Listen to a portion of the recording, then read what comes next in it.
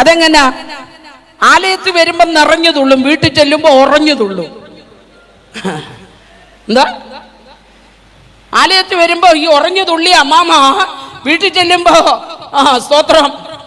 ആലയത്തിൽ വന്ന് നിറഞ്ഞു തുള്ളി അമ്മാമ, വീട്ടിൽ ചെല്ലുമ്പോ പിള്ളേര് ഇങ്ങനെ ഉറഞ്ഞു തുള്ളുക. പിന്നെയും ആലയത്തിൽ വന്ന് നിറയുമ്പോ മുന്നേ ഇരിക്കുന്ന പിള്ളേർ ഇങ്ങനെ നോക്കും, ഞങ്ങളുടെ അമ്മ തന്നെയാണോ ഈ തുള്ളുന്നതെന്ന്. ഇല്ലേ? പിള്ളേരെയും കൊണ്ട് ചുമ്മാ പുറമോട്ട് തിരിഞ്ഞ് നോക്കിക്കരുത്, ഞാൻ പറഞ്ഞേക്കാം. ആലയത്തിൽ വരുമ്പോഴല്ല ആത്മീയം കാണിക്കേണ്ടത്, നിന്റെ തലമുറയെ വളർത്തുന്നതിന്, നിന്റെ തലമുറയ്ക്ക് നല്ലത് പറഞ്ഞു കൊടുക്കേണ്ടതിന്, അവരെ എങ്ങനെ ഡ്രസ്സ് ധരിപ്പിക്കണം, അവർ പ്രാർത്ഥിക്കേണ്ടത് എങ്ങനെയാ, അവരെ ചില ശീലങ്ങൾ പഠിപ്പിക്കേണ്ടതിന്, ഉപവസിക്കാൻ പഠിപ്പിക്കാൻ, ദൈവവചനം വായിക്കാൻ പഠിപ്പിക്കാൻ. സ്തോത്രം, സ്തോത്രം, സ്തോത്രം. സൺഡേ സ്കൂളിൽ കൃത്യമായി പോകാൻ പഠിപ്പിക്കാൻ.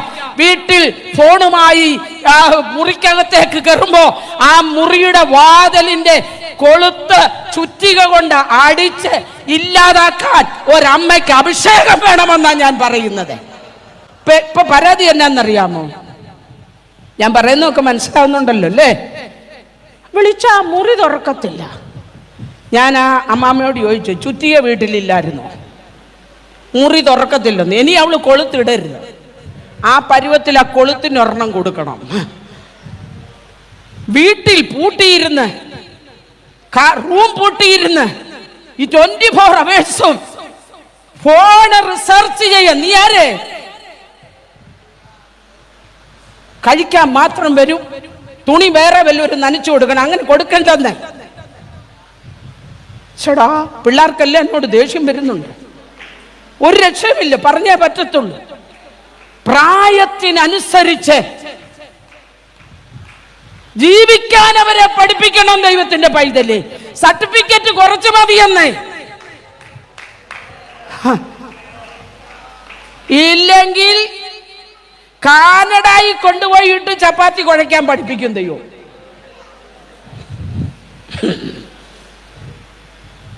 അനുഗ്രഹിച്ചങ്ങ് കാനഡായി കൊണ്ടുപോകും. അവിടെ ചെല്ലുമ്പോ ചപ്പാത്തി കുഴയ്ക്കാൻ പഠിക്കും. ഇവിടെ നിന്ന് കുഴി, ഗോതമ്പ് കുഴയത്തില്ല, നമ്മൾ കുഴി. വേണ്ട കേട്ടോ. പരിശുദ്ധാത്മാവെന്ന് പറയുന്നത് ആലയത്തിലേക്ക് മാത്രമുള്ളതല്ല, സകല സത്യത്തിലും വഴി നടത്തണം. സകല ലോകത്തിന്റെ ശക്തിയെയും ജയിക്കുന്നതാ, ജഡത്തിന്റെ ശക്തിയെ ജയിക്കുന്നതാ, ജ്ഞാനത്തോടെ നടത്തുന്നതാ. Hallelujah, hallelujah. സന്തോഷിക്കണം. അർത്തദാസൻ പറഞ്ഞു, കൊച്ചുകാലത്തിലെ സന്തോഷം പോലെ നമ്മൾ സന്തോഷിക്കണമെന്ന്. ഇത്രയെല്ലാം പറഞ്ഞിട്ടും മുഖത്ത് ഒരു സന്തോഷം വരാത്ത പ്രിയപ്പെട്ടവരായിട്ട് നമ്മൾ ഈ ഓഡിയൻസ് ഇരിക്കുന്നല്ലോ എന്നോർക്കുമ്പോൾ എനിക്കും ഒരു സന്തോഷക്കുറവുണ്ട്. ദൈവത്തിന് സ്തോത്രം. നമ്മൾ ദൈവസന്നിധിയിൽ സന്തോഷിച്ചില്ലെങ്കിൽ പിന്നെ എവിടെയാ സന്തോഷിക്കുന്നത്? യാഹിലെ സന്തോഷം എൻ്റെ ബലം. ഈ അനുഗ്രഹിക്കപ്പെട്ട നിമിഷങ്ങൾ എത്ര കാലം ഇനി നമ്മൾക്കിത് ലഭിക്കും എന്നറിഞ്ഞുകൂടാ. ലഭിക്കുന്ന സമയമെല്ലാം നമ്മൾ മാക്സിമം ദൈവകൃപ പ്രാപിപ്പാനായിട്ട് ഒരുങ്ങണം. നമുക്ക് സമയം കളയാനായിട്ടില്ല. എന്നെ ഇവിടെ പരിചയമുള്ള സഹോദരങ്ങൾ കുറവാണെന്ന് ഞാൻ വിശ്വസിക്കുന്നു. എൻ്റെ കൂടെ 2 സഹോദരിമാർ കടന്നു വന്നിട്ടുണ്ട്. ഒരാളിവിടെ തിരുവനന്തപുരത്തുള്ള ആളാണ്, ഒരാൾ തിരുവല്ലായിൽ നിന്ന് കടന്നു വന്നു. എൻ്റെ സ്വദേശം ആറന്മുളയ്ക്കടുത്ത് കിടങ്ങന്നൂർ എന്ന് പറയുന്ന സ്ഥലമാണ്. പ്രിയ ശകുന്തള സിസ്റ്റർ ഇവിടെയുണ്ട്. കർത്താവിൻ്റെ ദാസി വന്നിരിക്കുന്നത് ഞാൻ കണ്ടു. ദൈവത്തിന് സ്തോത്രം. അങ്ങനെ ചുരുക്കം പേര് മാത്രം ആണ് എന്നെ അറിയുന്നത്. ഈ മീറ്റിങ്ങിലേക്ക് വരുവാനായിട്ടുള്ള ഒരു മുഖാന്തരം പ്രിയപ്പെട്ട ശകുന്തള സിസ്റ്ററുടെ വീട്ടിൽ വെച്ച് ഒരു ചന്ദ്രിക സിസ്റ്റർ എന്നെ പരിചയപ്പെട്ടു. ആ കർത്താവിൻ്റെ ദാസി മുഖാന്തരമാണ് ഈ മീറ്റിങ്ങിൽ കടന്നു വന്ന് സംബന്ധിപ്പാൻ ഇടയായത്. ഇതിനെല്ലാം ദൈവം ഒരുക്കിയ മുഖാന്തരങ്ങൾക്കായി ഞാൻ കർത്താവിന് സ്തോത്രം ചെയ്യുന്നു. പ്രായമുള്ള പല പ്രിയപ്പെട്ട മാതാക്കളും നമ്മുടെ നടുവിലുണ്ട്. 2 ജനറേഷനെ ഞാനിവിടെ കാണുകയാണ്. ദൈവത്തിന് സ്തോത്രം. പഴയ തലമുറയും ഇവിടെയുണ്ട്, പുതിയ തലമുറയും ഇവിടെയുണ്ട്.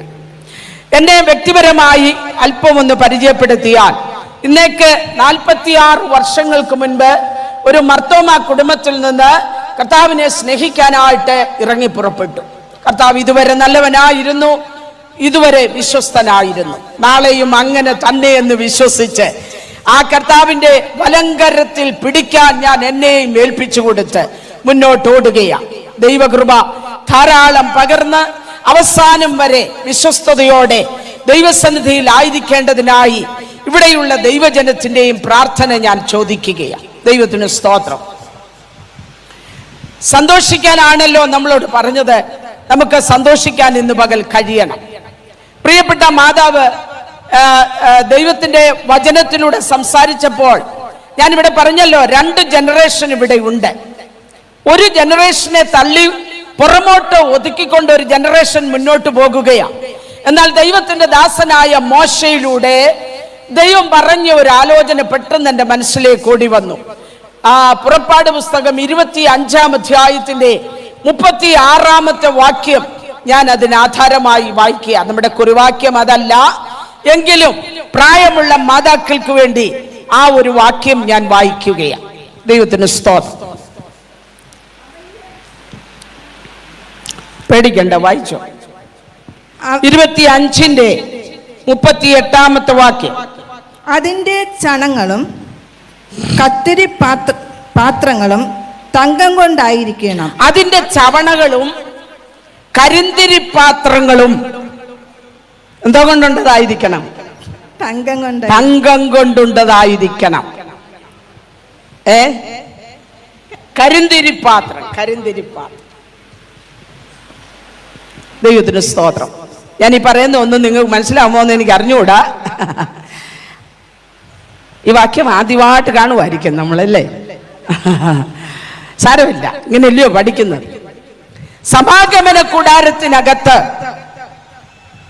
ഒരായുസ് മുഴുവൻ അല്ലെങ്കിൽ ബലം കുറയുന്ന കാലം വരെ ഇടിച്ചെടുത്ത തെളിവുള്ള ഒലിവെണ്ണ വലിച്ചെടുത്ത് ആലയത്തെ വളരെ പ്രകാശമാക്കി തീർത്ത ഒരു തിരിയിട്ട പാത്രമാണ് കരിന്തിരി പാത്രം. ഇപ്പോൾ അതിന് പഴയ പോലെ എന്ത് ചെയ്യാൻ പറ്റുന്നില്ല. എണ്ണയൊന്നും വലിച്ചെടുത്ത് പ്രകാശം പഴയതുപോലെ കൊടുക്കാൻ കഴിയുന്നില്ലെങ്കിലും മോശയോട് ദൈവം പറയുകയാ, നീ ആ പാത്രം കിദ്രോൻ തോട്ടിക്കൊണ്ട് കളയണ്ട, അത് എവിടെ സൂക്ഷിക്കണം? ആ പാത്രത്തിന്റെ മാറ്റ് കുറയാതെ അത് തങ്കം കൊണ്ട് തന്നെ അതായിരിക്കണം. പുതിയ തലമുറയോട് എനിക്ക് പറയാനുള്ള ഒരേ ഒരു വാക്യം അതാ. നമ്മൾ വരുമ്പോ ദൈവത്തിന് സ്തോത്രം, നല്ല മനോഹരമായ ഹോളുണ്ട്, ഇൻസ്ട്രുമെന്റ്സ് ഉണ്ട്, പാടാൻ ആരോഗ്യമുള്ള യുവതലമുറയുണ്ട്, പ്രാർത്ഥിക്കാനും ഓടാനും നടക്കാനുമുള്ള തലമുറകൾ നമ്മുടെ നടുവിൽ ദൈവം നമുക്ക് തന്നിട്ടുണ്ട്. പക്ഷെ നമ്മൾ ഒരു കാര്യം ഓർക്കണം, മുതൽ മുടക്കി, ആരോഗ്യം മുടക്കി, പണം മുടക്കി ഇതിന്റെ പിൻപിൽ അധ്വാനിച്ച ഒരു പഴയ തലമുറയുണ്ട്. അവരെ പുറകോട്ട് തള്ളിക്കൊണ്ടാകരുത്, അതിന്റെ മാറ്റ് ഒരിക്കലും കുറയരുത്. Price the Lord. എത്ര പേർക്ക് അത് സന്തോഷിക്കാൻ കഴിയും? ഹല്ലേലൂയ. കരിന്തിരി പാത്രം കിദ്രോൻ തോട്ടിൽ കൊണ്ട് കളയണ്ട. നമ്മുടെ വീടുകളിലും ഇതൊരു നല്ല ആശയമായി എടുക്കണം. സ്തോത്രം. നമ്മളെ പോലൊക്കെ യൗവനക്കാരായിരുന്നു ഇവരൊക്കെ. കുറച്ച് കഴിഞ്ഞപ്പോഴാണ് ഇപ്പൊ തലയൊക്കെ നരച്ച് ശോഭയുള്ള കിരീടമൊക്കെ തല വെച്ചോണ്ട് നമ്മുടെ നടുവിലൊക്കെ വന്നിരിക്കുന്നത്. ഇപ്പോഴും അവരുടെ അനുഭവങ്ങളുടെ മുമ്പിൽ നമ്മളൊന്നും ഒന്നുമില്ല ദൈവമക്കളെ. Praise the Lord. അതുകൊണ്ട് വീടുകളും അവർക്കെങ്ങനാകരുത്, കിദ്രോൻ തോടാകരുത്. Praise the Lord. വീടുകൾക്കകത്തും അവർ അപമാനിക്കപ്പെടരുത്, അവർ തളർത്തപ്പെടരുത്, മനസ്സു ക്ഷീണിക്കരുത്. സ്തോത്രം.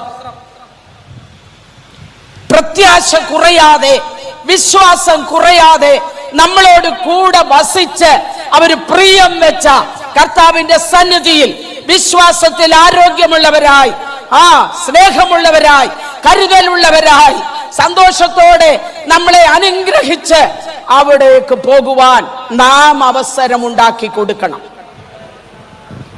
കരങ്ങളെ ഉയർത്തി ദൈവത്തെ സ്തുതിച്ചേ. അവഗണിക്കരുത്. പ്രായമുള്ളവരെ, സഭയായാലും വീടായാലും.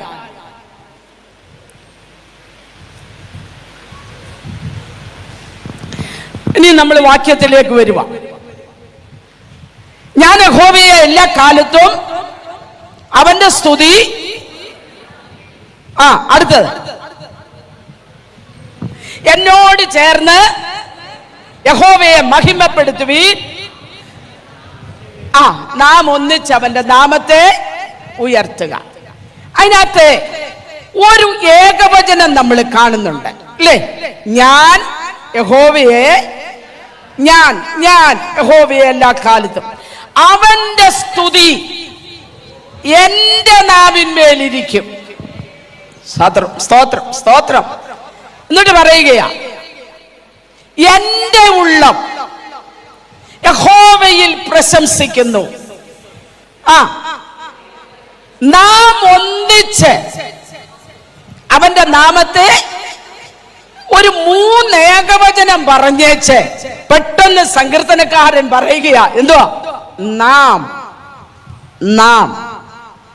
തിരുവനന്തപുരം പട്ടണത്തിന്റെ വിവിധ ഇടങ്ങളിൽ ഒറ്റയ്ക്ക് അവന്റെ നാമത്തെ ഉയർത്തിയ, സ്തോത്രം, ആ വീടുകളിൽ ഇരുന്നു കൊണ്ട്, അല്ല ദേശങ്ങളിൽ ഇരുന്നു കൊണ്ട് ഞരങ്ങി കഴിഞ്ഞ ദൈവത്തിന്റെ പൈതലേ, ഇന്നൊരു പകലിൽ നാം ഒന്നിച്ച് ഈ മീറ്റിംഗിൽ കടന്നു വരുമ്പോൾ ഇനി ഒറ്റയ്ക്കിരുന്ന് ഞരങ്ങുകയല്ല, നാം ഒന്നിച്ചവന്റെ നാമത്തെ ഉയർത്തുക. Price the Lord. നാം ഒന്നിച്ചവന്റെ നാമത്തെ ഉയർത്തുവാനാണ് ഒന്നിച്ച് കടന്നു വന്നിരിക്കുന്നത്. അങ്ങനെയാണെങ്കിൽ നമുക്കിന്ന് പകൽ കർത്താവ് നമ്മളോട് എന്താണ് സംസാരിക്കുന്നതെന്ന് അല്പ മിനിറ്റുകൾ ചിന്തിക്കുവാൻ അവസരമെടുക്കുകയാണ്. ദൈവത്തിന് സ്തോത്രം. അപ്പോസ്തല പ്രവൃത്തിയുടെ പുസ്തകം 2-ാം അധ്യായത്തിന്റെ 40-ാമത്തെ വാക്യമാണ് കുറിവാക്യമായി നമ്മൾ അതിനു വേണ്ടി വായിക്കുന്നത്. അപ്പോസ്തല പ്രവൃത്തി 2-ാം അധ്യായത്തിന്റെ 40-ാമത്തെ വാക്യം. മറ്റു പല വാക്കുകളാലും അവൻ സാക്ഷ്യം പറഞ്ഞ് അവരെ പ്രബോധിപ്പിച്ചു. ഈ വക്രതയുള്ള തലമുറയിൽ നിന്നും രക്ഷിക്കപ്പെടുവിൻ എന്ന് പറഞ്ഞു. മതി.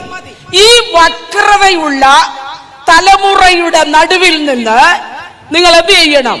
വ്യത്യസ്തരായിരിപ്പീനെന്ന, മലയാളം ബൈബിളിൽ രക്ഷിക്കപ്പെടുവീനെന്ന. വക്രതയും ഫിലിപ്പിയ ലേഖനത്തിൽ നമ്മൾ ഇത് കാണുന്നുണ്ട്, അല്ലേ?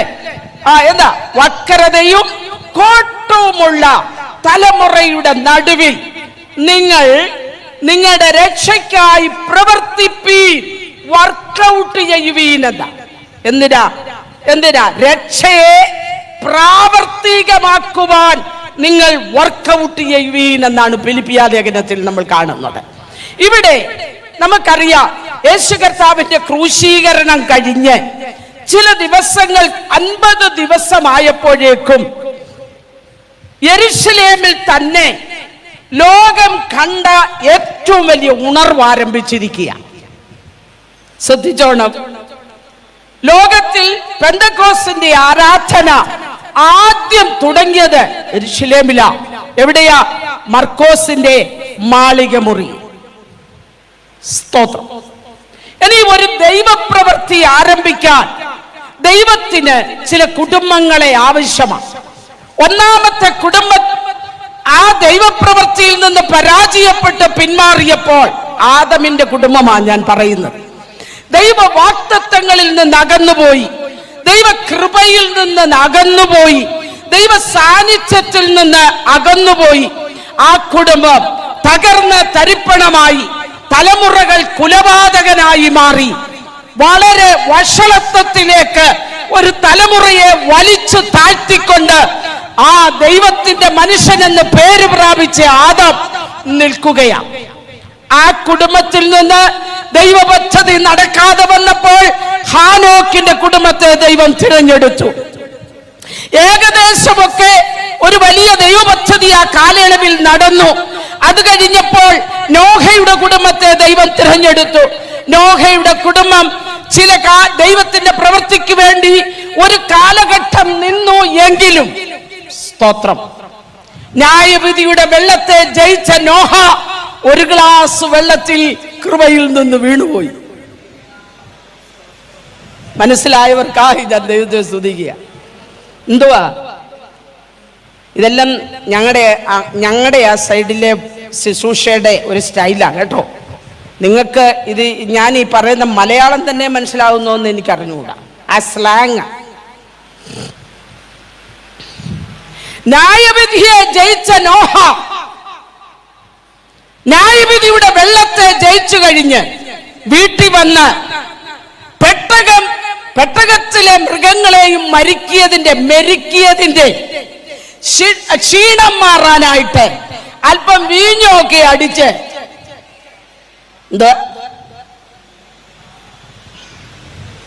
കർത്തൃമേശയുടെ ബാക്കിയാന്നേലും വീഞ്ഞ് തന്നെ കുടിക്കുന്നവരോർത്തോണം വേണ്ടാത്തത് വലിച്ചു വെക്കുവാന്നൊന്ന. നല്ല കൊള്ളാവുന്ന ഒരു സ്വതന്ത്രം പറഞ്ഞേ. ചിലർക്ക് കർത്തൃമേശയുടെ ബാലൻസ് വരുന്ന അപ്പം വേണ്ട, ഏത് മതി. അവിടെ ഒരു വലിയ തിരക്ക് കാണുന്നുണ്ട്, വട്ടം കൂട്ടം. ഇനി മുന്നോട്ട് പോകുന്തോറും സൈലന്റ് ആയിക്കോളും കേട്ടോ.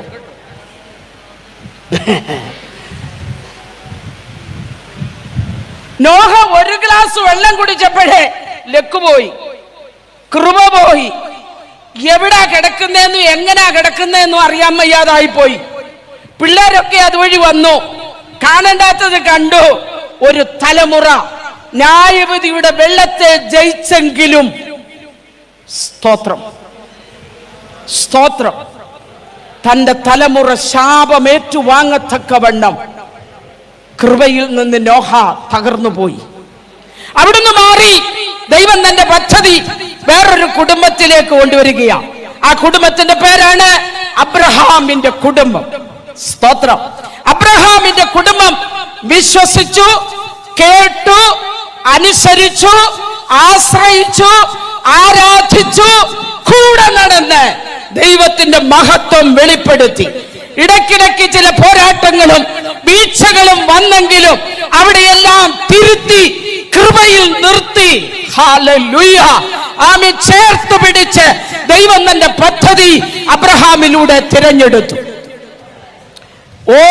ഓരോ യുഗത്തിലും ദൈവം തന്റെ പദ്ധതി ഓരോ കുടുംബങ്ങളിലൂടെ ചെയ്യുകയായിരുന്നു. ന്യായപ്രമാണ യുഗത്തിൽ വരുമ്പോൾ ദൈവം മോശയുടെ കുടുംബത്തെ തിരഞ്ഞെടുക്കുകയാണ്. 1000-10,000 കുഞ്ഞുങ്ങളെ നൈൽ നദിയിലെ മുതലകൾ വിഴുങ്ങിയപ്പോൾ ആ മുതലകൾ പാർക്കുന്ന അതേ ദേശത്ത് തന്നെ ദൈവം കണ്ടതിനെ കൊട്ടാരത്തിനകത്ത് വളർത്തി. ആമേൻ.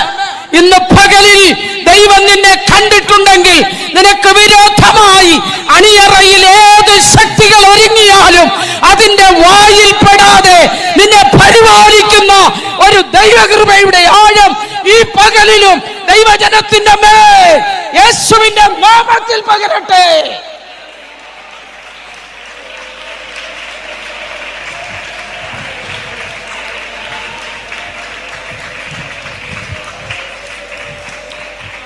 Hallelujah, hallelujah, hallelujah.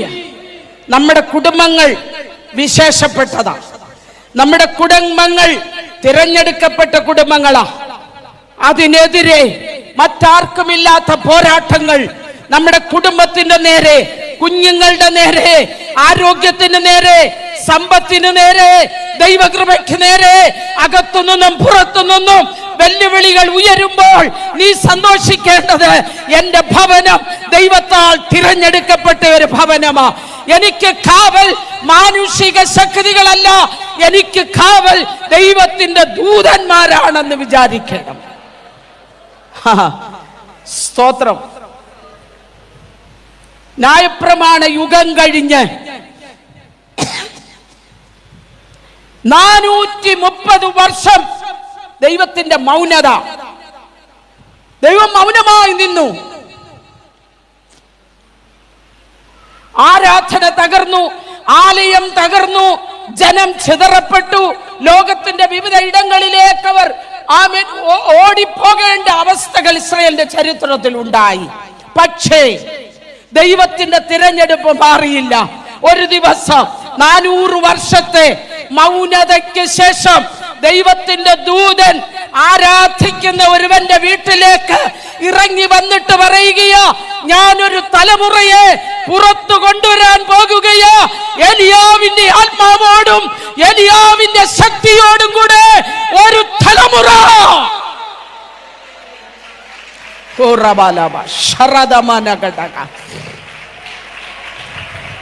വ്യത്യസ്തനായ ഒരു തലമുറ സെഖര്യാവിന്റെ കുടുംബത്തിൽ നിന്ന്. സ്തോത്രം.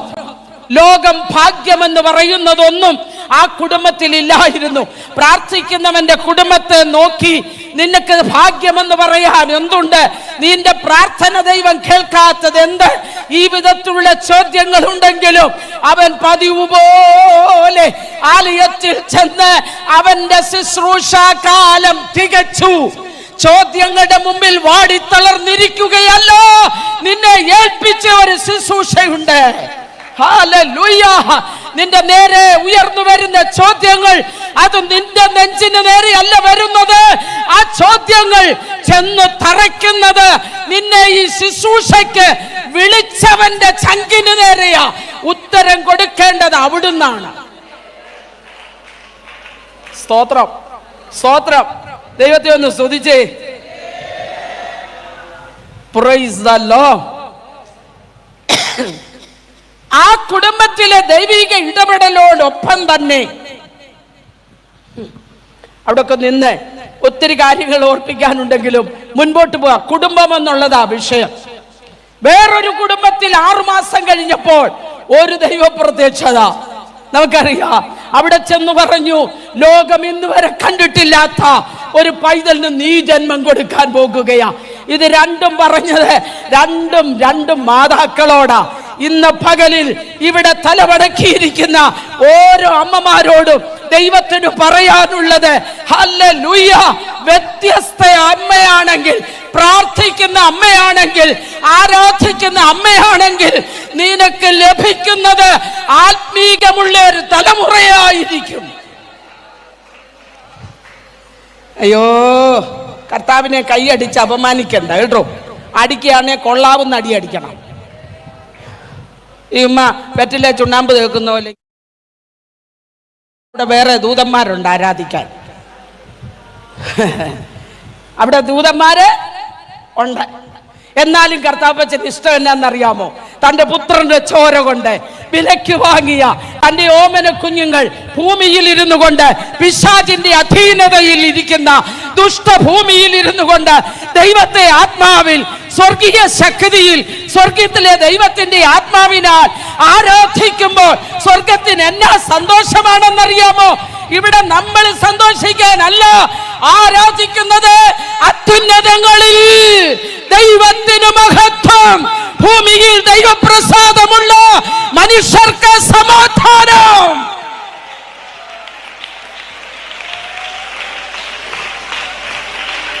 ഓ ഹല്ലേലൂയ. ആരാധിക്കുന്ന ദൈവത്തിന്റെ പൈതലേ, ദൈവം മഹത്വപ്പെടട്ടെ. ആരാധിക്കുന്ന നമുക്കൊരു സമാധാനമുണ്ടാകട്ടെ.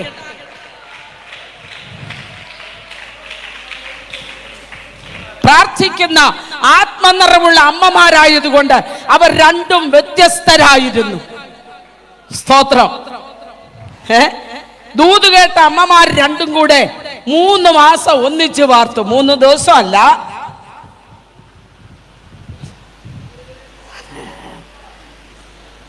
എന്താ പറഞ്ഞ ഞാന്? 3 ദിവസം ഒരുപോലെ ജീവിക്കുമോ?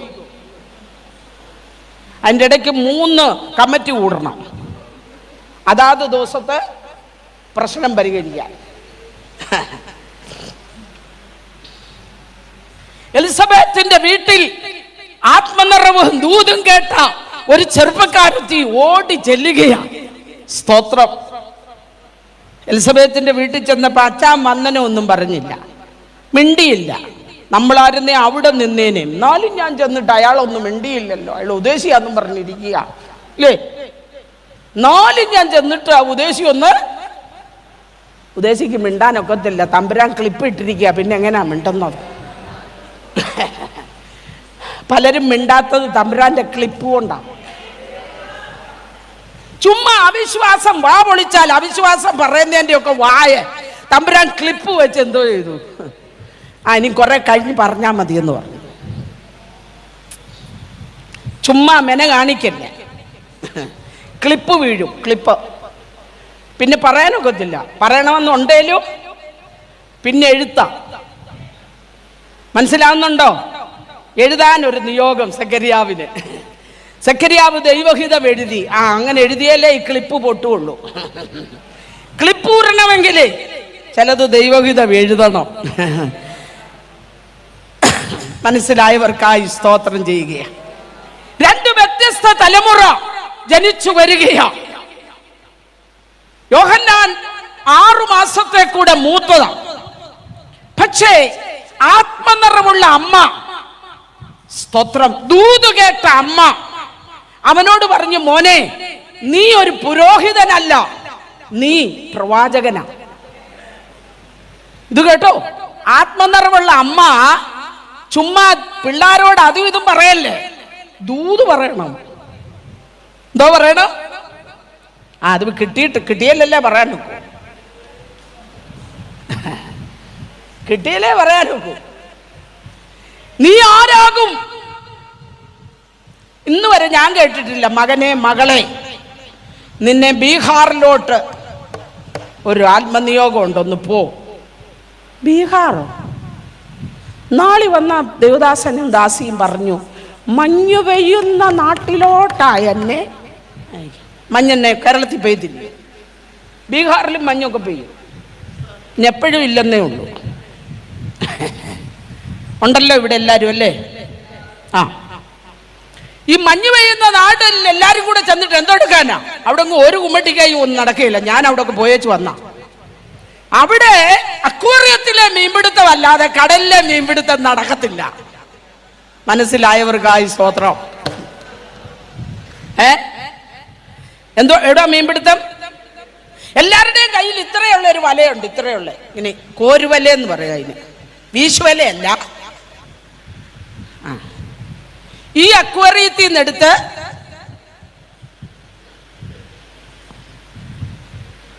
അവിടുന്ന് സ്ഥലം മാറുമ്പോ ആ അക്വേറിയത്തിൽ നിന്നെടുത്ത്, എന്നാലും അതിനകത്തുനിന്ന് ഹൈജാക്ക് ചെയ്യുന്നവരുണ്ട്. ഒന്നും മനസ്സിലാവുന്നില്ലെന്ന് തോന്നുന്നു. ആയി വരും വീട്ടിൽ ചെല്ലുമ്പോഴത്തേന്. കേട്ടോ, മനസ്സിലാക്കി പോകാൻ നമുക്ക് നേരമില്ല.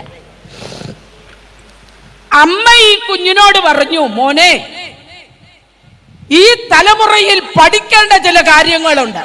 എന്തുവാന്നറിയാമോ? നിന്റെ പുറകെ ഒരാശാരി കുഞ്ഞു വരുന്നുണ്ട്. ആശാരി കുടുംബത്തിൽ ജനിച്ച ഒരു കുഞ്ഞു വരുന്നുണ്ട്. അവൻ നിന്നേക്കാൾ ശക്തനാണ്, നിന്നേക്കാൾ ബലവാനാണ്. ഹല്ലേലൂയ! നിന്നേക്കാൾ യോഗ്യനാണ്, നിന്നേക്കാൾ മിടുക്കനാണ്.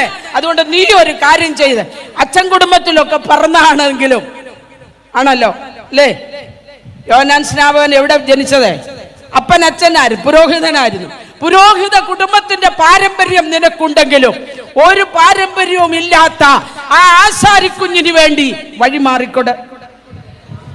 ഇത് പഠിപ്പിക്കണം. ആത്മനിറവുള്ള അമ്മ. ഇന്ന് മത്സരങ്ങളുടെ ലോകമാ, ആണല്ലോ. വാക്യം പോലും എന്തെടുക്കുക?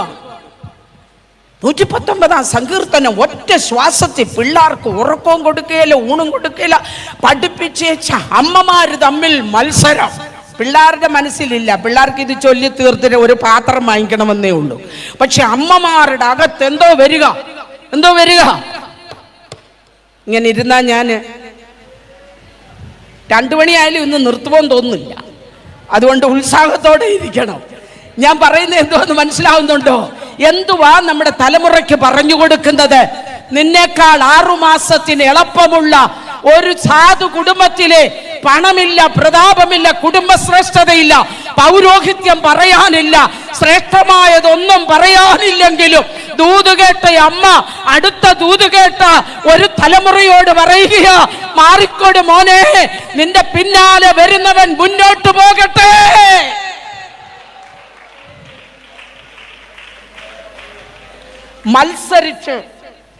മത്സരിച്ച് കേറാനല്ല പഠിപ്പിക്കുന്നത്.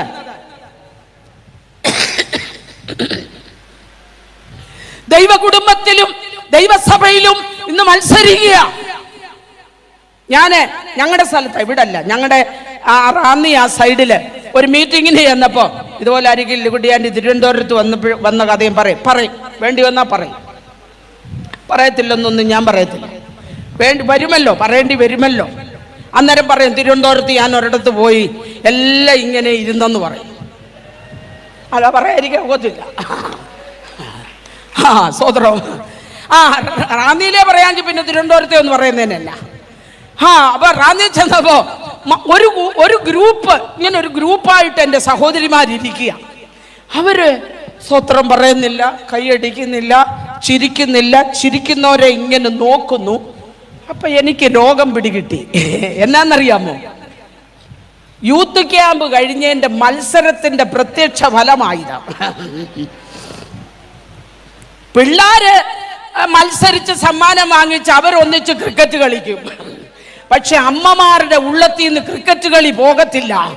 അവിടെ മോന് നിന്നെയൊക്കെ ഭരിക്കുന്ന ദുരാത്മാവല്ലാതെ വേറൊരാത്മാവുമല്ല. മത്സരത്തിന്റെ ആത്മാവ്, ഭോഷ്കിന്റെ ആത്മാവ്, ജഡത്തിന്റെ ആത്മാവ് മത്സരിക്കാനല്ല നമ്മുടെ തലമുറയെ പഠിപ്പിക്കേണ്ടത്. ഒന്നിച്ചിരുന്ന് പ്രാർത്ഥിക്കാൻ, ഒന്നിച്ചിരുന്ന് ആരാധിക്കാൻ, ഒന്നിച്ചിരുന്ന് പരിശുദ്ധാത്മാവിനെ പ്രാപിക്കാൻ. ആത്മനിറവുള്ള മാതാവേ, ക്ഷമിക്കാൻ പഠിപ്പീര്, സ്നേഹിക്കാൻ പഠിപ്പീര്, കരുതുവാൻ പഠിപ്പീര്, കരുണ കാണിക്കാൻ പഠിപ്പീര്, ക്ഷമിക്കാൻ പഠിപ്പീര്, മറ്റുള്ളവരെ ബഹുമാനിക്കാൻ പഠിപ്പിക്ക.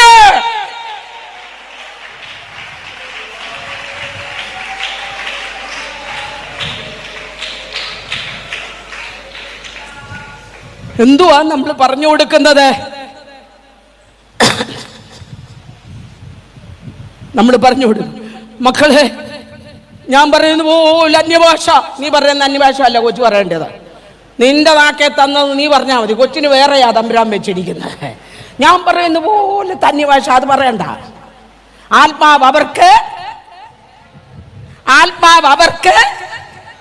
ആത്മാവ് ഓരോരുത്തരുടെ മേൽ പതിഞ്ഞു. ഇതിന് കൂട്ടുകച്ചവടമൊന്നുമല്ല, ഓരോരുത്തരുടെ മേൽ പതിഞ്ഞു.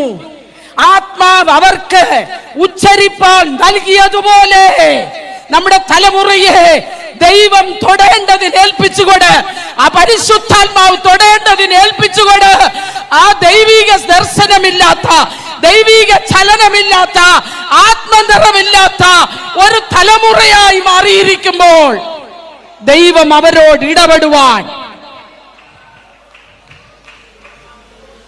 ഞാൻ എൻ്റെ 17-ാമത്തെ വയസ്സിൽ പരിശുദ്ധാത്മാവിനെ പ്രാപിച്ചു, കൃപയിലേക്ക് നടത്തപ്പെട്ടു. ഹല്ലേലൂയ. അപ്പനെ തള്ളി, അമ്മ തള്ളി, സഹോദരങ്ങൾ തള്ളി, ബന്ധക്കോസ് എന്ന് പറഞ്ഞ് അപമാനിച്ച് സങ്കടപ്പെടുത്തി ഒരുപാട് തിക്താനുഭവങ്ങളിലൂടെ നടന്നെങ്കിലും അവൻ എന്റെ വലം കൈക്ക് പിടിച്ചിരുന്നത് കൊണ്ട് ഇന്നും കൃപയിലുണ്ട് ദൈവത്തിന്റെ പൈതലേ. ഹല്ലേലൂയ. ഒരു തലമുറയ്ക്ക് എന്താ നമ്മൾ പറഞ്ഞു കൊടുക്കേണ്ടത്?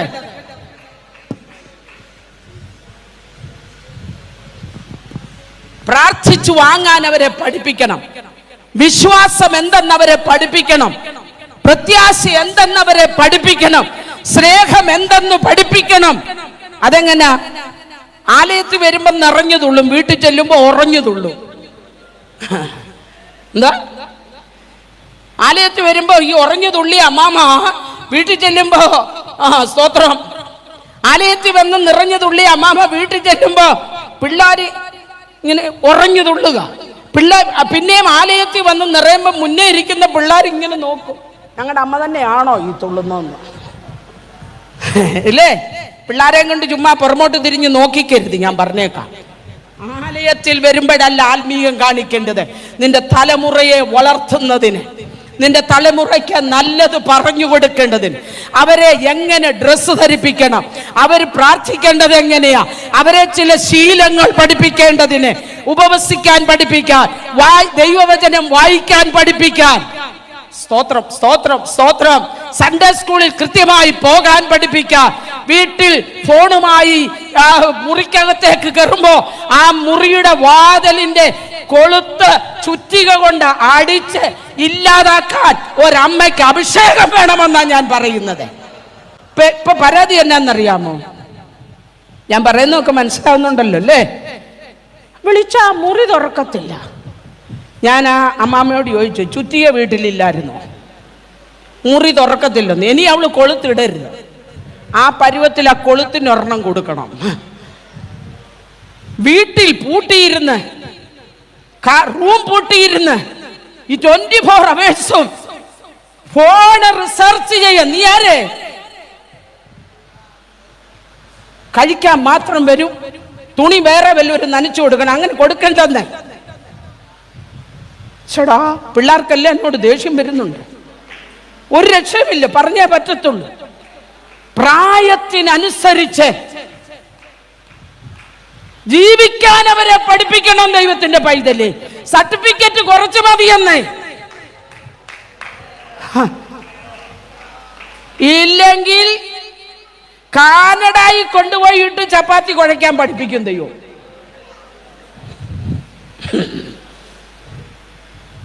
അനുഗ്രഹിച്ചങ്ങ് കാനഡായി കൊണ്ടുപോകും. അവിടെ ചെല്ലുമ്പോൾ ചപ്പാത്തി കുഴയ്ക്കാൻ പഠിക്കും. ഇവിടെ നിന്നു കുഴി, ഗോതമ്പ് കുഴയത്തില്ല, നമ്മൾ കുഴി. വേണ്ട കേട്ടോ.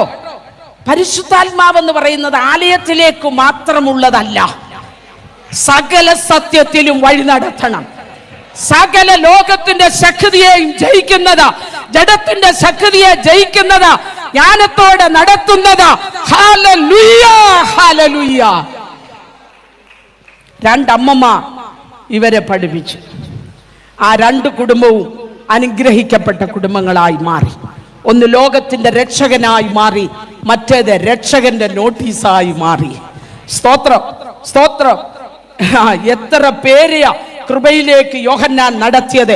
പോട്ടെ, സമയം കടന്നു പോകുന്നു, ഞാൻ മുന്നോട്ട് വരികയാ.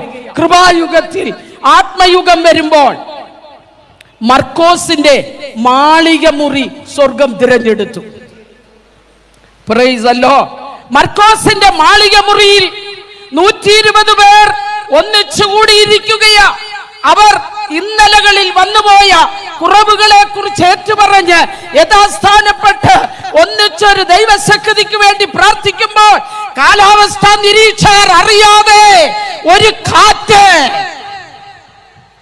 പ്രൈസ് ദി ലോർഡ്, ലോകം ആരും അറിയാതെ പ്രാർത്ഥിക്കുന്ന നിന്റെ മുറിക്കകത്തേക്ക് ദൈവശക്തി പകരാൻ കരുത്തനായവൻ ഇന്ന് പകൽ നമ്മുടെ നടുവിൽ ഉണ്ട്. ദിനംതോറും പ്രാർത്ഥിക്കുന്ന ദൈവ പൈതലേ, നിന്റെ ഭവനം ഒരു മർക്കോസിന്റെ മാളിക മുറിയാക്കുവാൻ, എഫെസോസാക്കുവാൻ, ശമരിയാക്കുവാൻ. ഹല്ലേലൂയ. കൈസര്യയിൽ ഇത്താലിക എന്ന വീട്ടിൽ, എന്ന സ്ഥലത്ത് ശതാധിപന്റെ വീട്ടിൽ പെന്തക്കോസ്തിന്റെ 4 അനുഭവങ്ങളും വീടുകളിലാണ് നടന്നത്. നമ്മുടെ വീടുകൾ ആത്മനിറവിന്റെ സങ്കേതങ്ങളായി മാറട്ടെ. നമ്മുടെ തലമുറകൾ അതിന്റെ ഭാഗവാക്കുകളായി തീരട്ടെ. ദൈവം സ്പർശിക്കുന്ന ഒരു തലമുറ. Hallelujah, hallelujah. ദൈവത്തിന്റെ സ്നേഹം അറിയുന്ന, ഐ ലവ് യു ജീസസ് എന്നൊന്നും പാടിയാ ഒക്കത്തില്ല.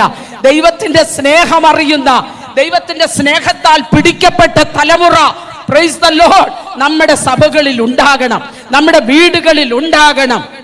വായിച്ച കുറിവാക്യത്തിലേക്ക് ഞാൻ ഓടി വരികയാ. അപ്പോസ്തലപ്രവൃത്തി 2:40. ഈ തലമുറയുടെ നടുവിൽ വ്യത്യസ്തരായിരിപ്പി. ഹല്ലേലൂയ.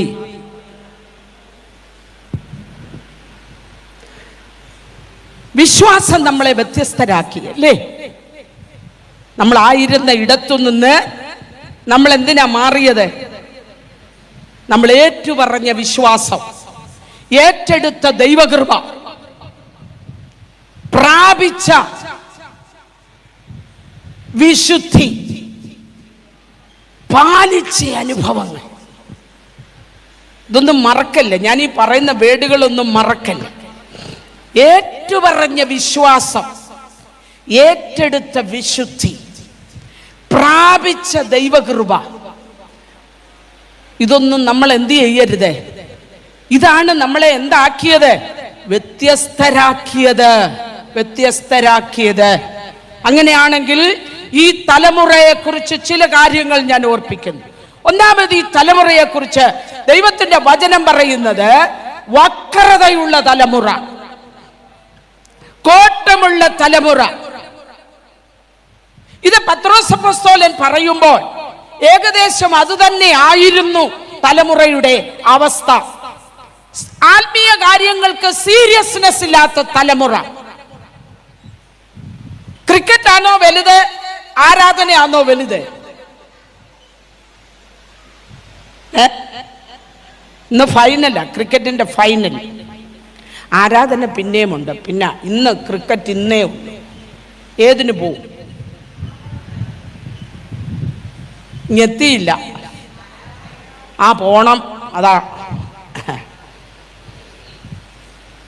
ആരാധനയെ വില കുറഞ്ഞ് കാണിക്കുക. ഞായറാഴ്ചയാണ് കൂട്ടുകാരെത്തി ഔട്ടിങ്ങിന് പോകാൻ വിളിച്ചത്, കൂടെ ജോലി ചെയ്യുന്നവരെ. അമ്മ ഞാനിന്ന് പൊക്കോട്ടെ. അമ്മയും കൊഴിഞ്ഞു. വിടാതിരിക്കുമോ വിടാതിരിക്കാനോ? എന്തു പറയണം? നിങ്ങൾ തന്നെ പറഞ്ഞോ, ചിന്തിച്ചാ മതി. സ്തോത്രം. ആരാധനയുടെ വാല്യൂ എന്താണെന്ന് നമ്മൾ തിരിച്ചറിയണം. നമ്മുടെ കുഞ്ഞുങ്ങളെ അത് പഠിപ്പിക്കണം. ആരാധന എന്ന് പറയുന്നത് സംഗീതങ്ങളുടെ അകമ്പടിയല്ല, ആഘോഷങ്ങളുടെ ആരവാരമല്ല, ദൈവത്തിന് കൊടുക്കുന്നതാ ആരാധന. Price the Lord, price the Lord. പ്രാർത്ഥിക്കുമ്പോൾ വല്ലതും തരണേന്നാ നമ്മൾ ചോദിക്കുന്നത്.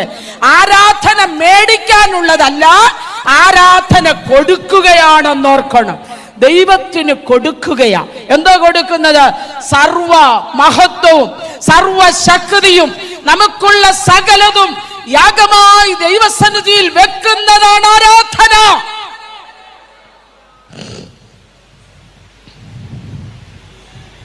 ഹല്ലേലൂയ.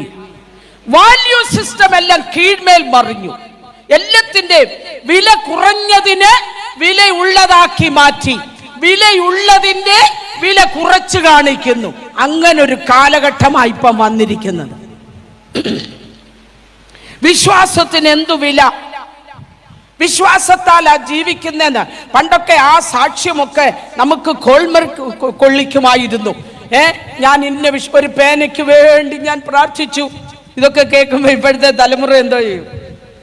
പേനായിക്ക് പ്രാർത്ഥിച്ചാൽ കിറുക്കാന്നോ ചോദിക്കും അല്ലേ? ഹല്ലേലൂയ. അവർക്കിന്ന് തമാശയാ. എന്നാ ഞാൻ ചോദിക്കട്ടെ, ഒരു പേന പ്രാർത്ഥിച്ചു വാങ്ങിക്കാനുള്ള വിശ്വാസമുണ്ടോ? അറ്റ്ലീസ്റ്റ് ഒരു പേനയെങ്കിലും പ്രാർത്ഥിച്ച് ദൈവത്തിൽ നിന്ന് പ്രാപിക്കാനുള്ള വിശ്വാസമുണ്ടോന്ന്? എന്നാൽ ഒരു തലമുറയോട് ചോദ്യര് ഒന്നും കൊടുക്കാതെ വീട്ടിൽ നിന്ന് ക്രിസ്തു നിമിത്തം 2-3 പെൺമക്കളെ കയ്യിൽ പിടിച്ചുകൊണ്ട് എന്റെ യേശു മാത്രം മതിയെന്ന് പറഞ്ഞ് ഇറങ്ങിത്തിരിച്ച ഒരു തലമുറ. അവര് പാടി, അവർക്ക് കരുതലിന്റെ കരം കണ്ടു, അവർ സൂക്ഷിപ്പിന്റെ കരം കണ്ടു. ദൈവം അവർക്ക് വേണ്ടി കൊടുത്തു, ശ്രേഷ്ഠമായ വഴികളെ തുറന്നു. ഹല്ലേലൂയ. അതാ വിശ്വാസം. വാല്യൂ സിസ്റ്റം എല്ലാം കീഴ്മേൽ മറിഞ്ഞ ഒരു കാലഘട്ടത്തിന്റെ നടുവിൽ പത്രോസ് അപ്പോസ്തലൻ 11 പേരുടെ നടുവിൽ എഴുന്നേറ്റ് നിന്നുകൊണ്ട് പറയുകയാ, മറ്റതെല്ലാം ഞാൻ വിടുകയാ. മാനസാന്തരം വേണം, സ്നാനം വേണം, പരിശുദ്ധാത്മാവിനെ വേണം, വേർപെട്ട് ദൈവത്തെ ആരാധിക്കണം, അപ്പോസ്തലന്മാരുടെ ഉപദേശം കേൾക്കണം. ഇത് പറയുമ്പോൾ താൻ ഒരു കൂട്ടത്തെ കണ്ടുകൊണ്ടാ പറയുന്നത്. ശ്രദ്ധിച്ചേ. നമ്മൾ സിനിമ കാണാൻ വന്നതല്ല കേട്ടോ. കുഞ്ഞുങ്ങളൊക്കെ വളരെ ശാന്തരായി അതാത് സ്ഥാനങ്ങളിൽ ഇരിക്കുക. നമ്മൾ ദൈവവചനത്തിന് മുമ്പിലായിരിക്കുന്ന അല്പം ദൈവഭയമൊക്കെ നമുക്ക് ആവശ്യമാണ്. ദൈവത്തിന് ചുമ്മാ അലങ്കോലപ്പെടുത്താതെ അതാത് സ്ഥാനങ്ങളിൽ മീറ്റിംഗ് തീരുന്നവരെ ഇരിക്കണം. നിങ്ങളൊരു സ്കൂളിൽ ചെന്നാൽ അതിൻ്റെ നിയമമുണ്ട്. ക്ലാസ്സിൽ ചെന്നാൽ അതിൻ്റെ, ഞാനൊരു അധ്യാപികയാണ്, സ്കൂളിൽ അധ്യാപികയാണ്. അപ്പൊ കുഞ്ഞുങ്ങൾ എങ്ങനെ ആയിരിക്കണമെന്ന് നമുക്ക് പൾസ് നല്ലോണം അറിയാം. അവിടെ ശാന്തരായിരിക്കുക. ദൈവത്തിന് സ്തോത്രം. നോക്കിക്കേ, പത്രോസ് ഇത് വിളിച്ചു പറയുമ്പോൾ താൻ പറയുക, യേശുവിനെ ക്രൂശിച്ചവരുടെ നടുവിൽ നിങ്ങൾ വ്യത്യസ്തരായിരിക്കണം. അങ്ങനെയാണോ വാക്യം? നമുക്കൊന്ന് നോക്കിയ, അതോ എന്റെ പുസ്തകത്തിൽ മാത്രമേ ഉള്ളൂന്ന്? 2-ാം അധ്യായത്തിന്റെ 36-ാമത്തെ വാക്യം നോക്കിക്കേ. ആകയാൽ നിങ്ങൾ ക്രൂശിച്ച ഈ യേശു, ആകയാൽ നിങ്ങൾ ക്രൂശിച്ച ഈ യേശുവിനെ തന്നെ ദൈവവും കർത്താവും ക്രിസ്തുവുമാക്കി വെച്ചു എന്ന് ഇസ്രായേൽ ഗ്രഹമൊക്കെയും നിശ്ചയമായി അറിഞ്ഞുകൊള്ളു. ആരോടാ ഈ പറയുന്നത്? ഇസ്രായേൽ ഗ്രഹത്തോട്. അവരോട് പറയുക, നിങ്ങൾ ക്രൂശിച്ച യേശുവിനെ. ഇത് പറയാൻ കൊള്ളാവുന്ന കാര്യമല്ല. ഒരിക്കൽ തന്റെ സമ്പത്തായി തിരഞ്ഞെടുക്കപ്പെട്ട ഒരു കൂട്ടം ജനത്തിന്റെ പിന്തുടർച്ച അവകാശികളോട് പത്രോസ് അപ്പോസ്തലൻ എഴുന്നേറ്റ് നിന്ന് പറയുക, നിങ്ങൾ ക്രൂശിച്ച യേശുവിനെ. നമ്മളോട് ഇന്ന് പകൽ കർത്താവിന് പറയാനുള്ളത്, നമ്മുടെ നടുവിലും സമൂഹത്തിന്റെ നടുവിലും മതത്തിന്റെ നടുവിലും രാഷ്ട്രീയത്തിന്റെ നടുവിലും യേശുവിനെ വീണ്ടും വീണ്ടും വാക്കുകൊണ്ടും പ്രവൃത്തി കൊണ്ടും ക്രൂശിക്കുന്നവരുടെ തലമുറയുടെ നടുവിൽ നാം വ്യത്യസ്തരായിരിക്കണം. നമുക്ക് നിസ്സാര കാര്യം മതി കർത്താവിനെ ക്രൂശിക്കാൻ. ഞാൻ ഈ നോഹയുടെ അമ്മാമ്മയോട് ചോദിച്ചു പേരെന്നാന്ന്. വേദപുസ്തകത്തിലുണ്ടോ? നോഹയുടെ അമ്മാമ്മയുടെ പേര് മിണ്ടുകയെല്ലാം തീരുമാനം എടുത്തോ? എന്നാ ഞാൻ മുണ്ടും. നോഹയുടെ അമ്മാമ്മയുടെ പേര് വേദപുസ്തകത്തിലില്ല. പെട്ടകം പണിത 3 ആൺമക്കളെ പുതുവാന ഭൂമിക്ക് വേണ്ടി ഒരുക്കിയ, ആനയും കുതിരയും കഴുതയും കോഴിയെ കുറുക്കനെ എല്ലാം ഒരു പെട്ടകത്തിൽ മര്യാദക്ക് ഇരുത്തിച്ച, ശുശ്രൂഷയ്ക്ക് സഹായമായിരുന്ന ഈ സഹോദരിയുടെ പേര് എവിടെ ഇല്ല. ഏലിയാവിനെ വെല്ലുവിളിച്ച ഒരു പിശാചിന്റെ പേര് ഇതിനകത്ത് എഴുതിയിട്ടുണ്ട്.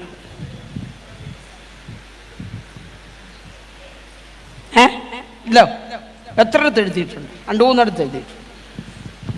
ആ നേരത്തിന് പരിശുദ്ധാത്മാവിന് ഈ നോഹയുടെ ഭാര്യയുടെ പേരൊന്ന് എഴുതി വെച്ചാൽ നമ്മളീ പലർക്കും വീണേനേമല്ലോ ആ പേര്, അല്ലേ?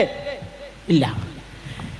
അപ്പൊ അവരെന്നോട് പറഞ്ഞു കേൾക്കണം, പേരില്ലേലും ഞാനൊന്നും അല്ലെങ്കിലും എന്നെ ഒന്നും ആക്കിയില്ലെങ്കിലും എന്നിലൂടെ പുറത്തു വരേണ്ട ശുശ്രൂഷ ഞാൻ നിറപടിയായി ചെയ്തുകൊണ്ടിരിക്കും.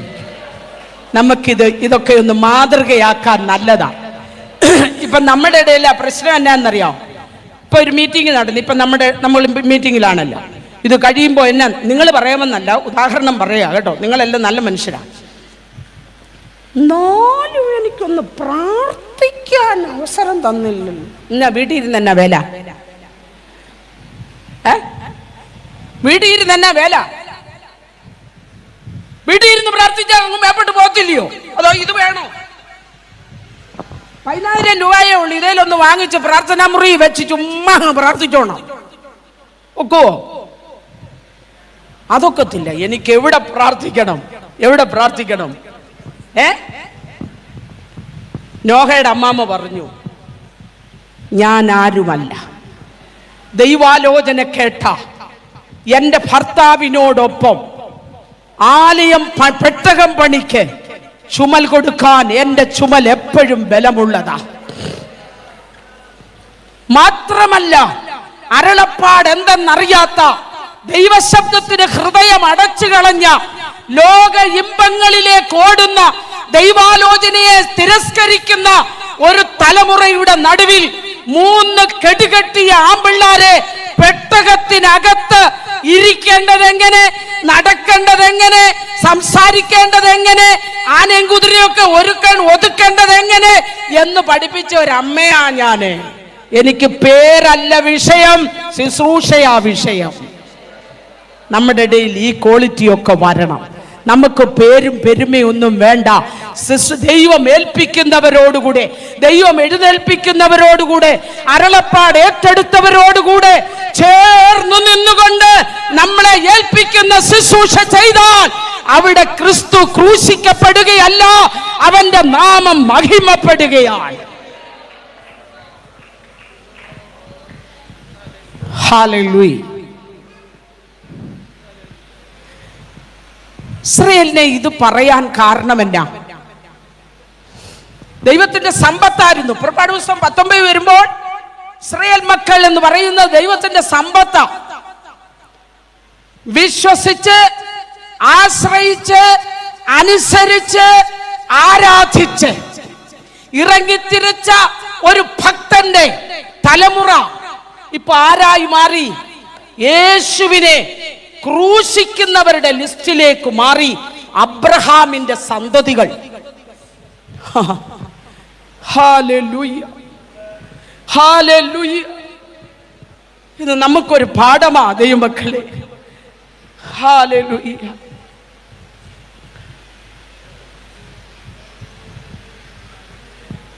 ദൈവത്തിന്റെ സമ്പത്തായി മാറിയവർ എവിടെയാ തെറ്റിപ്പോയെന്നറിയാമോ? അവർ ഒരിക്കൽ പറഞ്ഞു, നീ ഞങ്ങളെ ഭരിക്കണ്ട. തിയോക്രസി അവർ വിട്ടു. ദൈവം ഞങ്ങളെ ഭരിക്കണ്ട. പിന്നെ ആര് ഭരിക്കണം? മനുഷ്യൻ ഞങ്ങളെ ഭരിച്ചാൽ മതി. ജാതികൾക്കുള്ളതുപോലെ ഞങ്ങൾക്കും വേണം. ഞങ്ങളുടെ യുദ്ധങ്ങൾ മുന്നിൽ നിന്ന് ചെയ്യാൻ ഞങ്ങൾക്കൊരു നേതാവ് വേണം. ദൈവം പറഞ്ഞു, വെച്ചോ, പക്ഷേ ഭവിഷ്യത്തും നിങ്ങൾ തന്നെ പ്രാപിച്ചോണം, അനുഭവിച്ചോണം. സംഗതി നടന്നു. ശമൂവേലിന്റെ കാലം മുതൽ, പ്രവാചകനായ ശമൂവേലിന്റെ കാലം മുതൽ തിയോക്രസി മാറി, ഡെമോക്രസി വന്നു. മനുഷ്യൻ മനുഷ്യനാൽ ഭരിക്കാൻ തുടങ്ങി. 20 ഓടിച്ച് ഞാനങ്ങ് പറയുക കേട്ടോ. 20, 19, 39 രാജാക്കന്മാർ ഇസ്രായേൽ എന്ന രാജ്യം ഭരിച്ചു. യഹൂദ ഇസ്രായേൽ എന്ന ഏകരാജ്യം ഭരിച്ചു. പക്ഷേ വിരളിലെണ്ണാവുന്നവർ മാത്രമേ ദൈവത്തിന് പ്രസാദമായി, ദൈവത്തോട് ഹൃദയം ഏകാഗ്രമായിരുന്നുള്ളൂ. ഹല്ലേലൂയ. ദൈവം തിരഞ്ഞെടുത്ത രാജാക്കന്മാരാണെന്ന് തോന്നുന്നു. മനുഷ്യൻ തിരഞ്ഞെടുത്ത രാജാക്കന്മാർ അവർക്ക് ഇഷ്ടമുള്ളത് ബോധിച്ചതുപോലെ അവർ ചെയ്തപ്പോൾ ദൈവത്തിന് തിരഞ്ഞെടുക്കപ്പെട്ട ജനത്തിന്റെ നടുവിൽ ഇറങ്ങുവാൻ ദൈവം ചില പ്രവാചകരെ തിരഞ്ഞെടുക്കുകയാ. എത്ര പേര് എന്റെ കൂടെ ഒന്ന് വന്നേ, എന്റെ കൂടെ ഒന്ന് വന്നേ. ദ്രവ്യാഗ്രഹത്തിനും കസേറകളിക്കും ദുരുപദേശത്തിനും മനുഷ്യൻ തിരഞ്ഞെടുത്തത്, തിരഞ്ഞെടുക്കപ്പെട്ട നേതൃത്വങ്ങൾ മാറുമ്പോൾ ദൈവത്തിന്റെ തിരഞ്ഞെടുപ്പ് തീരുന്നില്ല. അവൻ ചിലടത്തുനിന്ന് ചിലതിനെ, ഇന്ന് പകലിലും തിരഞ്ഞെടുപ്പ് തീർന്നു പോയിട്ടില്ല, ചിലതിനെ അവൻ കാണുകയാ. 2.5 മുഴം നീളവും 1.5 മുഴം നീളവും 2.5 മുഴം വീതിയുമുള്ള ദൈവത്തിന്റെ പെട്ടിക്കകത്ത്, പെട്ടകത്തിനകത്ത് അളക്കാൻ കഴിയാത്ത ദൈവ സാന്നിധ്യം ഇറക്കി മരുഭൂമിയിൽ ദൈവത്തിന്റെ സഭയെ ദൈവം നടത്തിയത്. ഹല്ലേലൂയ. ദൈവസഭയുടെ അധപ്പതനം കണ്ട്, ദൈവസഭ ദൈവത്തെ ക്രൂശിക്കുന്നത് കണ്ട് വീണ്ടും വീണ്ടും ദ്രവ്യാഗ്രഹത്തിന്റെ പേരിൽ സാക്ഷ്യം നഷ്ടപ്പെടുത്തുന്നതിന്റെ പേരിൽ ദൈവജനം പ്രാർത്ഥിച്ചാട്ടെ. ഹല്ലേലൂയ. വിശ്വാസം ത്യജിക്കപ്പെട്ടവരായി ലോകത്തിന് കൈകൊടുത്ത്, ലോകത്തെ സഭയ്ക്കകത്തേക്ക് എല്ലാ നിലകളിലും വലിച്ചു കൊണ്ടുവരുന്ന മനുഷ്യൻ തിരഞ്ഞെടുത്ത നേതൃത്വത്തിനെതിരെ ദൈവത്തിന്റെ റെയ്ഡ് നടക്കുമെന്നാണ് ഞാൻ വിളിച്ചു പറയുന്നത്.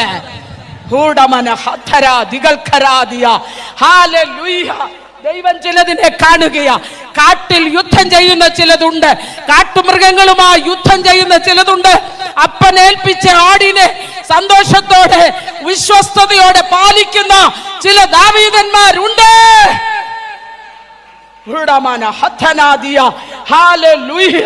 ഇന്ന് പകലിൽ ദൈവം ചിലരെ കാണുകയാണ്. ചില അവിശ്വസ്തരെ നീക്കിക്കൊണ്ട് ചിലരെ ആ സ്ഥാനത്താക്കാൻ ദൈവം നോക്കുകയാണ്. ആമേൻ. അങ്ങനെയാണെങ്കിൽ ദെബോറയെ നിനക്കും ഒരു തിരഞ്ഞെടുപ്പുണ്ട്. ഹല്ലേലൂയ. ദെബോറയെ നിനക്കും ഒരു തിരഞ്ഞെടുപ്പുണ്ട്. ഹുൽദയെ നിനക്കും ഒരു തിരഞ്ഞെടുപ്പുണ്ട്. ഹോ റബലബ ശംദര.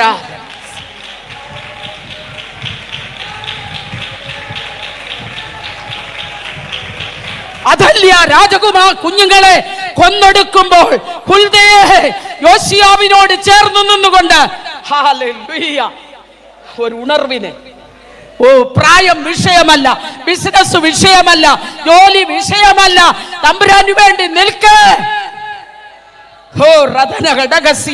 നിന്റെ വീട്ടിൽ നഷ്ടപ്പെട്ടു പോയി ആരാധന, നിന്റെ വീട്ടിലെ പ്രാർത്ഥനാ ജീവിതം, നിന്റെ വീട്ടിലെ വിശുദ്ധ ജീവിതം, അവിടെ തുടങ്ങി വെച്ച പലതും മുന്നോട്ട് വിടുകയില്ലെന്ന് വാദിക്കുന്ന ഇരുളിന്റെ ശക്തിയോട് പോരാടാൻ, മല്ലുകെട്ടുവാൻ ഈ പകൽക്കാലം പരിശുദ്ധാത്മാവ് നിന്റെ മേൽ ഒരു പുത്തൻ ബലം പകരുകയാ. ഇതുവരെ പ്രാപിച്ചിട്ടില്ലാത്ത, ഇതുവരെ കണ്ടിട്ടില്ലാത്ത ഒരു ആത്മീക സന്തോഷം.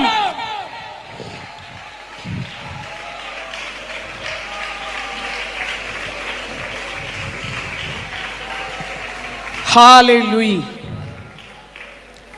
Hallelujah, hallelujah, hallelujah. ദൈവം ചിലരെ സ്പർശിക്കുകയാണ്. കരയുന്ന ചിലതിനെ ദൈവം തൊടുകയാണ്.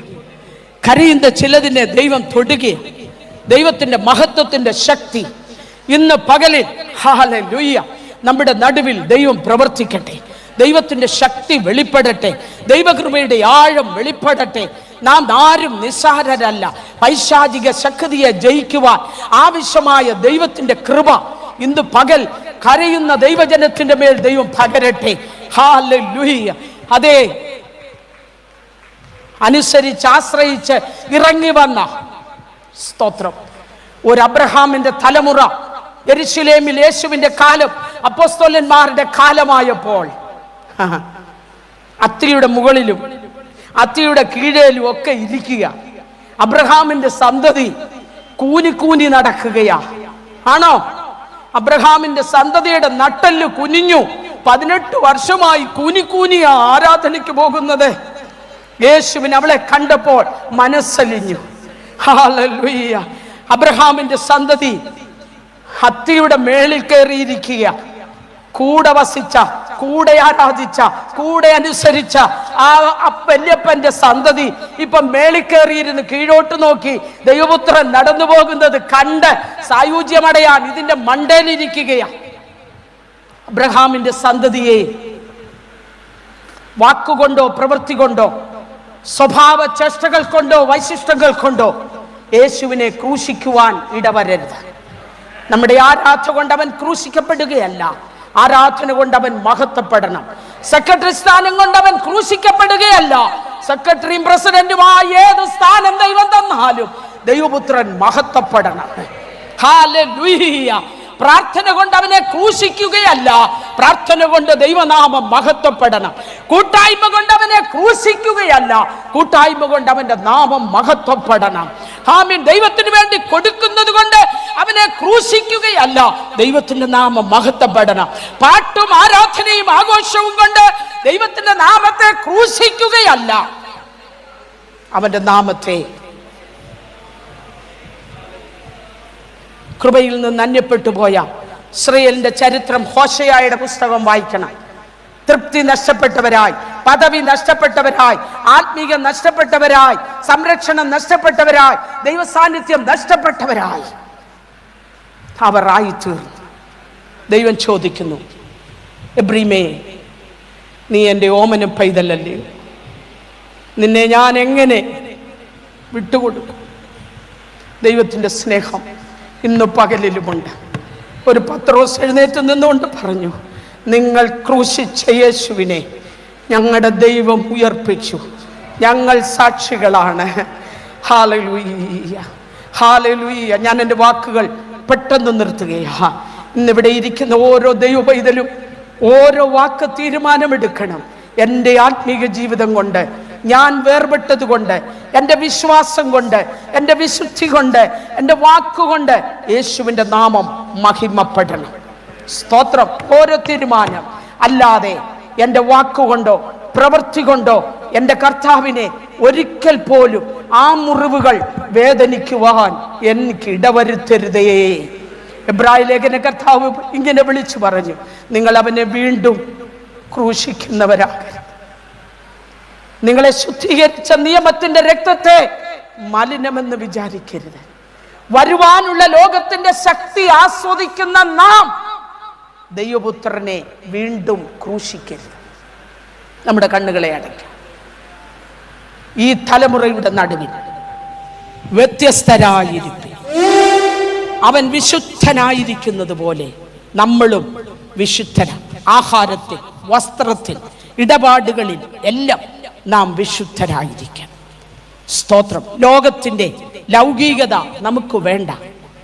ഉത്തമഗീതത്തിൽ വരുമ്പോൾ സഭയോട് പറയുക, അമാന മലമുകൾ വിട്ട്, പുള്ളിപ്പുലിയുടെ ഗുഹ വിട്ട്, പ്രിയേ കാന്തേ നീ എന്നോടുകൂടെ വരിക. കർത്താവ് വരാനായി എന്ന് നമ്മൾ വിളിച്ചറിയിക്കുകയാണ്. നമ്മുടെ തിടുക്കം കാണുമ്പോൾ കർത്താവ് വരാറായെന്ന് ലോകമനുഷ്യൻ അറിയണം. നമ്മുടെ പ്രത്യാശ കാണുമ്പോൾ, നമ്മുടെ തിടുക്കം കാണുമ്പോൾ, നമ്മുടെ ഒരുക്കം കാണുമ്പോൾ, ഹല്ലേലൂയ, ലോകമനുഷ്യൻ ഒന്നറിയണം, ഇവർ പറയുന്ന യേശു വരാറായി, അവരും ഒരുങ്ങുവാൻ ഇടയാകണം. നമ്മൾ അവനെ ക്രൂശിക്കാതെ നമ്മുടെ കസേരകളിയോ അധികാരമോ ഒന്നും നമുക്ക് വിഷയമല്ല. ഇതെല്ലാം വിട്ട് നാം ഒരു ദിവസം പ്രിയനോടുകൂടെ വാനമേഘത്തിൽ പോകുകയാണ്. അതിനുവേണ്ടി ഒരു വലിയ തീരുമാനം ഈ കൺവെൻഷൻ കൊണ്ട്, എൻ്റെ ജീവിതം കൊണ്ടോ, എൻ്റെ ശുശ്രൂഷ കൊണ്ടോ, എൻ്റെ വാക്കുകൊണ്ടോ പ്രവൃത്തി കൊണ്ടോ ഞാൻ ഒരിക്കലും ദൈവപുത്രനെ ക്രൂശിക്കയില്ല. ആ ഒരു വലിയ തീരുമാനത്തോടെ നമുക്കായിരിക്കാം, വ്യത്യസ്തരായി ജീവിക്കാം.